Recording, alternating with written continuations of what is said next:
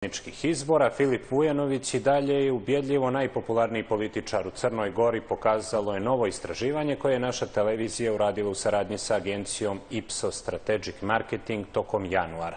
S druge strane, lider Socijaldemokratske partije Ranko Krivokapić ima najviše negativnih ocjena kod građana. Vujanovićev protivkandidat na izborima, lider Demokratskog fronta Miodrag Lekić, zabilježio je skok sa 6. na 4. mjesto u odnosu na decembarsko istraživanje. Iz Istraživačkog centra naše televizije javlja se Adnan Prekić. Dobroveče iz Istraživačkog centra televizije Vijesti. Kao i većina naših prethodnih istraživanja, januarsko istraživanje je pokazalo podijeljenost građana u pravcu kretanja Crne Gore. Više od polovine ispitanika, 51%, odgovorilo da naša zemlja ide pravim putem, dok 30% njih misli da je taj put pogrešan. Podijeljeno se najviše primjećuje na liniji vladajuće opozicione stranke. Simpatizeri vladajuće koalicije u velikom procentu, čak 80%, izjašnjavaju se da zemlja ide pravim putem, dok najviše rezervi imaju pristalici i simpatizeri Demokratskog fronta. 70% njih smatra da je taj put pogrešan. Ako pogledamo trend u posljednjih nekoliko mjeseci, primijetit ćemo da se ne mijenja broj zadovoljnih i on je konstantno iznad 50%. Međutim, za razliku od decembarskog istraživanja, broj nezadovoljnih porastao je sa 32 na 39%.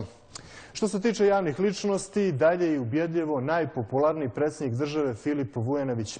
Iako sada ne bilježi neznatni pad, uprkos kontraverzama oko njegove kandidature koje šire socijaldemokrate, Vujanoviću pozitivno mišljenje ima čak 81% građana. Nastavljeni trend njegovog dobrog kotiranja i kod Srba i kod Crnogoraca, ali bolji utisak ima kod Srba 83%. Na drugom mjestu je ostala direktorka Mansa Vanja Ćalović, o kojoj pozitivno misli 68% građana, što je neznatan rast u odnosu na decembarsko istraživanje. Bivšem premijeru, sada ministru vanjskih poslova Igoru Lukšiću, opala je popularnost, ali on i dalje na 3. poziciji.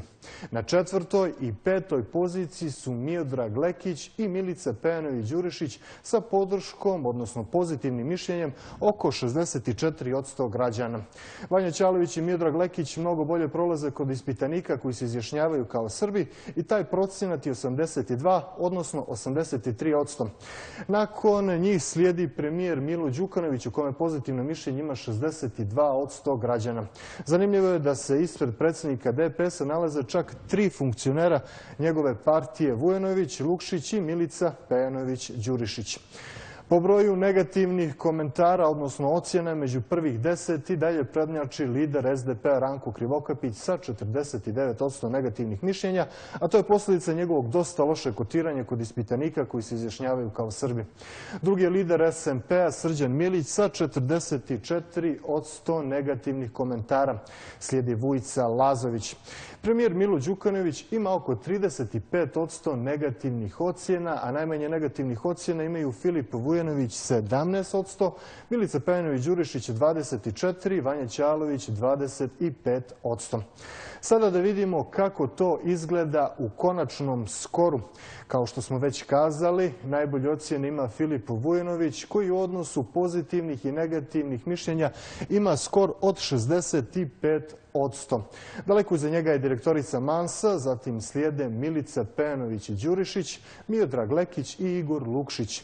Zbog velikog broja negativnih ocjena, premijer Đukanović u ukupnom skoru ima rezultat od 26,6%, odnosno više pozitivnih nego negativnih ocjena.